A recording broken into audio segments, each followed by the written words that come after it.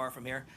My remarks today are the fourth set of remarks in a series of China speeches that I asked National Security Advisor Robert O'Brien, FBI Director Chris Wray, and the Attorney General Barr to deliver alongside me.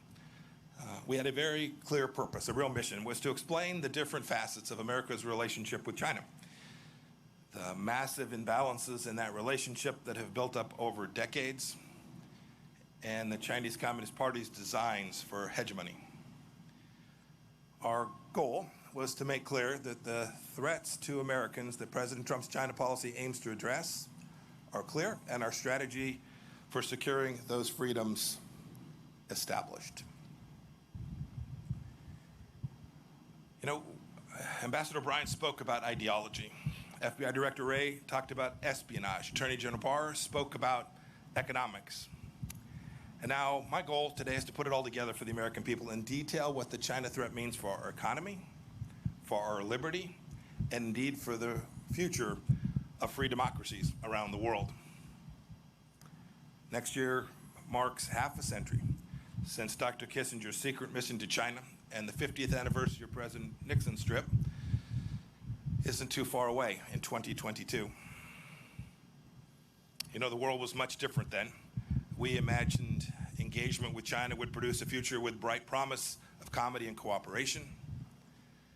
But today we're all still wearing masks and watching the pandemic's body count rise because the CCP failed in its promises to the world. We're reading every morning new headlines of repression in Hong Kong and in Xinjiang. We're seeing staggering statistics of Chinese trade abuses that cost American jobs and strike enormous blows to the economies all across America, including here in Southern California. And we're watching a Chinese military that grows stronger and stronger and indeed more menacing. I'll echo the questions ringing in the hearts and minds of Americans from here in California to my home state of Kansas and beyond. What do the American people have to show now, 50 years on, from engagement with China? Did the theories of our leaders that proposed Chinese evolution towards freedom and democracy prove to be true? Is this China's definition of a win-win situation? And indeed, centrally, from the Secretary of State's perspective, is America safer? Do we have a greater likelihood of peace for ourselves and peace for the generations which will follow us? Look, we have to admit a hard truth. We must admit a hard truth that should guide us in the years and decades to come. That if we want to have a free 21st century and not the Chinese century of which Xi Jinping dreams, the old paradigm of blind engagement with China simply won't get it done. We must not continue it, and we must not return to it. As President Trump has made very clear, we need a strategy that protects the American economy and indeed our way of life. The free world must triumph over this new tyranny. Now, before I seem too eager to tear down President Nixon's legacy, I want to be clear that he did what he believed was best for the American people at the time, and he may well have been right. He was a brilliant student of China, a fierce Cold Warrior, and a tremendous admirer of the Chinese people, just as I think we all are. He deserves enormous credit for realizing that China was too important to be ignored, even when the nation was weakened because of its own self-inflicted communist brutality. In 1967, in a very famous Foreign Affairs article, Nixon explained his future strategy. Here's what he said. He said, taking the long view, we simply cannot afford to leave China forever outside of the family of nations. The world cannot be safe until China changes. Thus, our aim, to the extent we can, we must influence events. Our goal should be to induce change. And I think that's the key phrase from the entire article, to induce change. So with that historic trip to Beijing, President Nixon kicked off our engagement strategy. He nobly sought a freer and safer world, and he hoped that the Chinese Communist Party would return that commitment. As time went on, American policymakers increasingly presumed that as China became more prosperous, it would open up, it would become freer at home, and indeed present less of a threat abroad. It'd be friendlier. It all seemed, I am sure, so inevitable. But that age of inevitability is over. The kind of engagement we've been pursuing has not brought the kind of change inside of China that President Nixon had hoped to induce.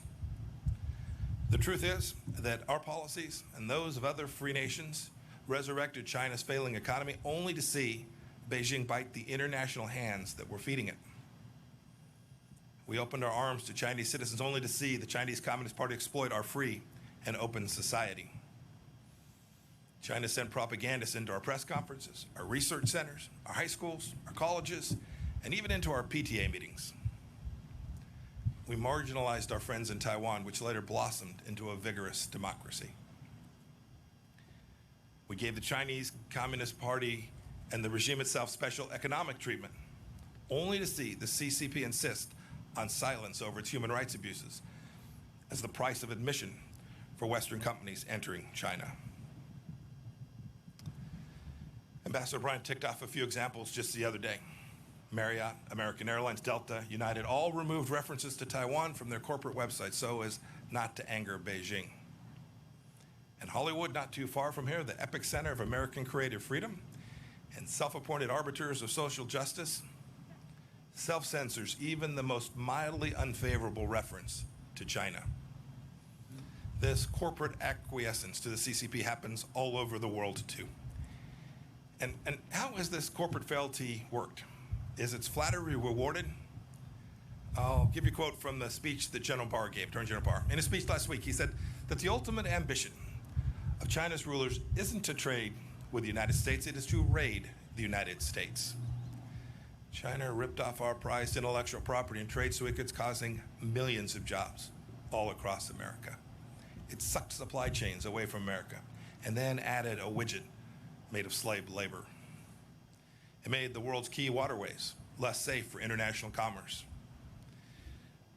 President Nixon once said he feared he had created a Frankenstein by opening the world to the CCP. And here we are. Now, people of good faith can debate why free nations allowed these bad things to happen for all these years.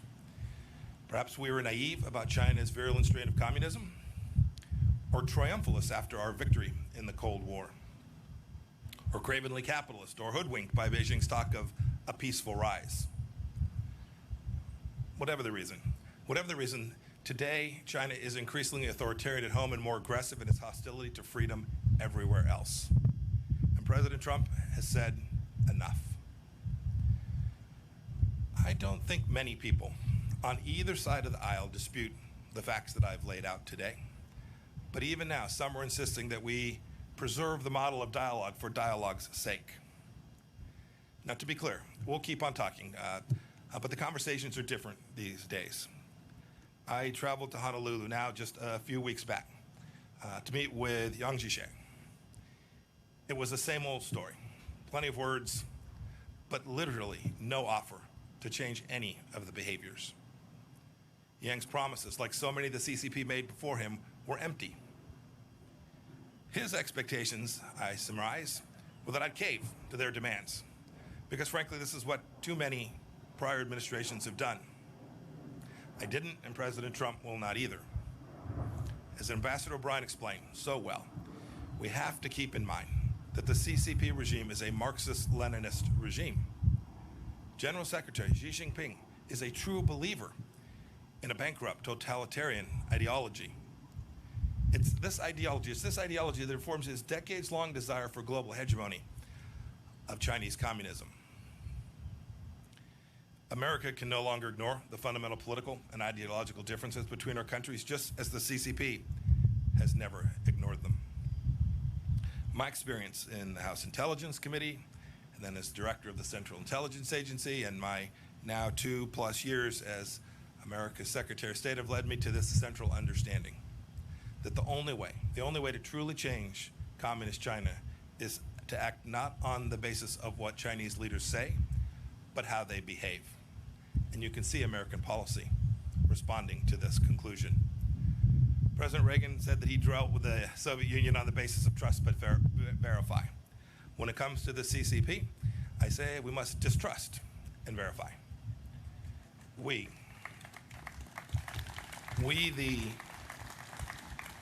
the freedom-loving nations of the world must induce China to change, just as President Nixon wanted. We must induce China to change in more creative and assertive ways because Beijing's actions threaten our people and our prosperity. We must start by changing how our people and our partners perceive the Chinese Communist Party. We have to tell the truth. We can't treat this incarnation of China as a normal country just like any other. We know that trading with China is not like trading with a normal law-abiding nation. Beijing threatens international agreements treats international agreements as suggestions, as conduits for global dominance. But by insisting on fair terms, as our trade representative did when he secured our Phase 1 trade deal, we can force China to reckon with its intellectual property theft and policies that have harmed American workers. We know, too, that doing business with a CCP-backed company is not the same as doing business with, say, a Canadian company. They don't answer to independent boards, and many of them are state-sponsored and so have no need to pursue profits.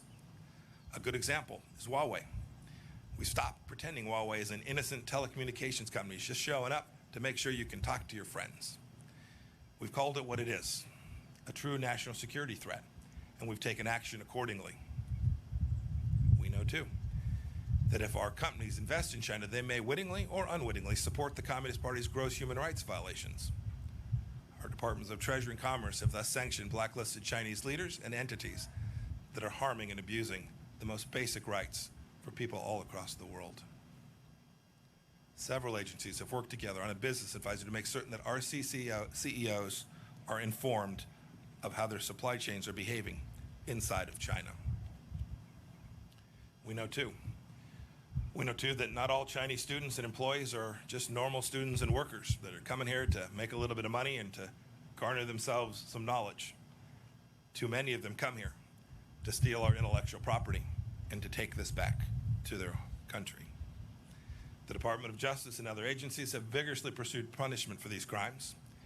We know that the People's Liberation Army is not a normal army too. Its purpose is to uphold the absolute rule of the Chinese Communist Party elites and expand a Chinese empire, not to protect the Chinese people. And so our Department of Defense has ramped up its efforts, freedom of navigation operations out throughout the East and South China Seas and in the Taiwan Strait as well. And we've created a space force to help deter China from aggression on that final frontier. And so too, frankly, we built out a new set of policies at the State Department dealing with China, pushing President Trump's goals for fairness and reciprocity to rewrite the imbalances that have grown over decades. Just this week, we announced the closure of the Chinese consulate in Houston because it was a hub of spying and intellectual property theft. We reversed 2 weeks ago 8 years of cheek turning with respect to international law in the South China Sea. We've called on China to conform its nuclear capabilities to the strategic realities of our time. And the State Department at every level, all across the world, has engaged with our Chinese counterparts simply to demand fairness and reciprocity. But our approach can't just be about getting tough. That's unlikely to achieve the outcome that we desire. We must also engage and empower the Chinese people, a dynamic, freedom-loving people who are completely distinct from the Chinese Communist Party. That begins with in-person diplomacy. I've met Chinese men and women of great talent and diligence wherever I go. I've met with Uyghurs and ethnic Kazakhs who have escaped Xinjiang's concentration camps. I've talked with Hong Kong's democracy leaders, from Cardinal Zen to Jimmy Lai. 2 days ago in London, I met with Hong Kong freedom fighter Nathan Law. And last month, in my office, I heard the stories of Tiananmen Square survivors. One of them's here today. Wang Dan was a key student who has never stopped fighting for freedom for the Chinese people. Mr. Wang, will you please stand so that we may recognize you?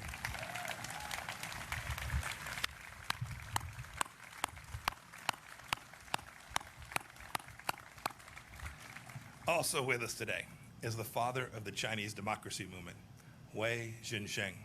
He spent decades in Chinese labor camps for his advocacy. Mr. Wei, will you please stand?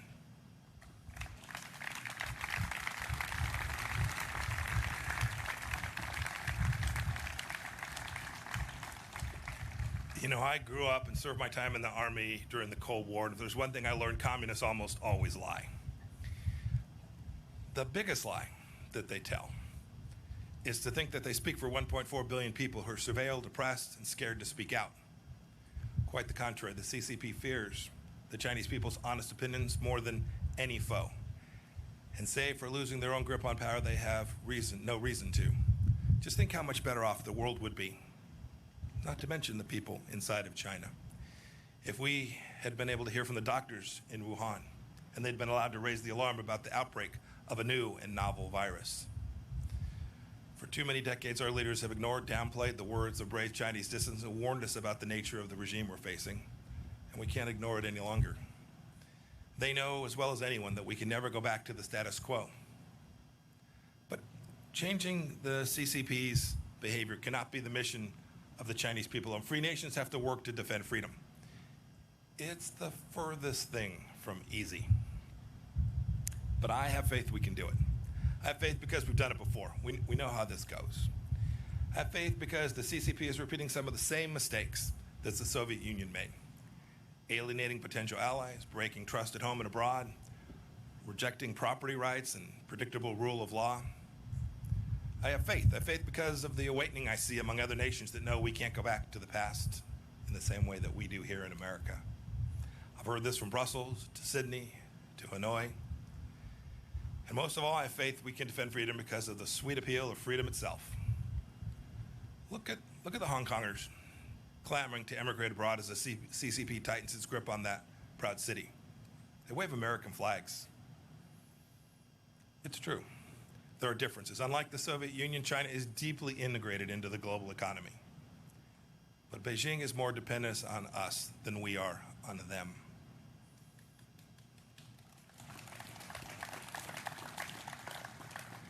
Look, I reject the notion that we're living in an age of inevitability, that some trap is preordained, that CCP supremacy is the future. Our approach isn't destined to fail because America is in decline.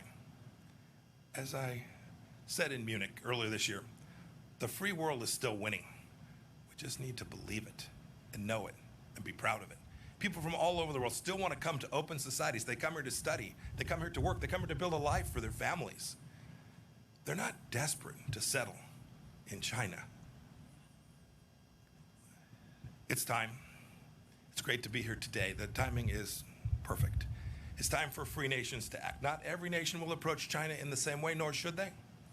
Every nation will have to come to its own understanding of how to protect its own sovereignty, how to protect its own economic prosperity, and how to protect its ideals from the tentacles of the Chinese Communist Party.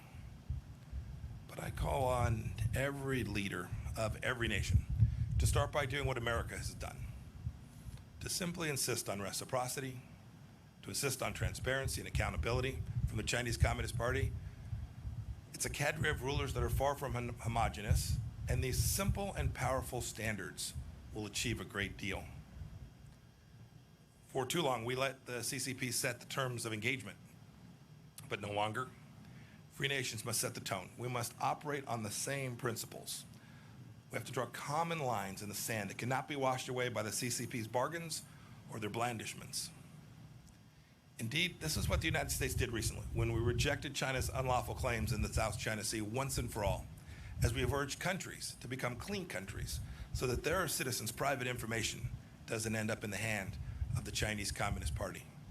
We did it by setting standards. Now, it's true, it's difficult. It's difficult for some small countries. They fear being picked off. Some of them, for that reason, simply don't have the ability or the courage to stand with us for the moment. Indeed, we have a NATO ally of ours that hasn't stood up in the way that it needs to with respect to Hong Kong because they fear Beijing will restrict access to China's market. This is the kind of timidity that will lead to historic failure, and we can't repeat it. We cannot repeat the mistakes of these past years.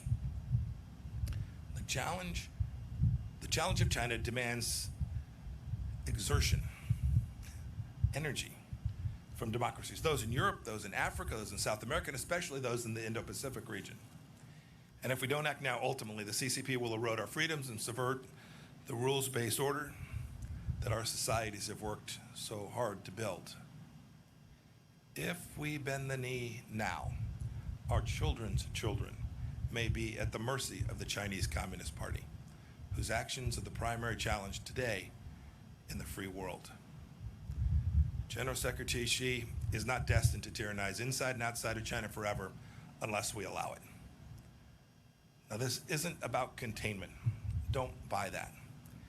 It's about a complex new challenge that we've never faced before. The USSR was closed off from the free world. Communist China is already within our borders. So we can't face this challenge alone.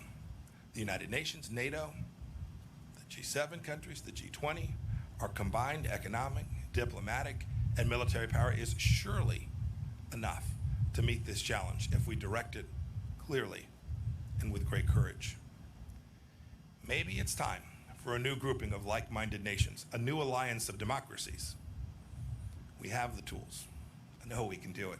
Now we need the will. To quote scripture, I ask, is our spirit willing, but our flesh weak? If the free world doesn't change, Communist China will surely change us. There can't be a return to the past practices because they're comfortable or because they're convenient. Securing our freedoms from the Chinese Communist Party is the mission of our time, and America is perfectly positioned to lead it because our founding principles give us that opportunity.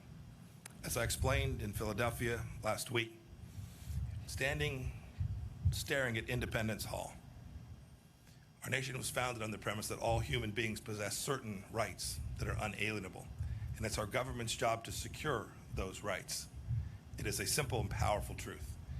It's made us a beacon of freedom for people all around the world, including people inside of China. Indeed, Richard Nixon was right when he wrote in 1967 that the world cannot be safe until China changes. Now it's up to us to heed his words. Today, the danger is clear, and today the awakening is happening. Today, the free world must respond. We can never go back to the past. May God bless each of you. May God bless the Chinese people. And may God bless the people of the United States of America.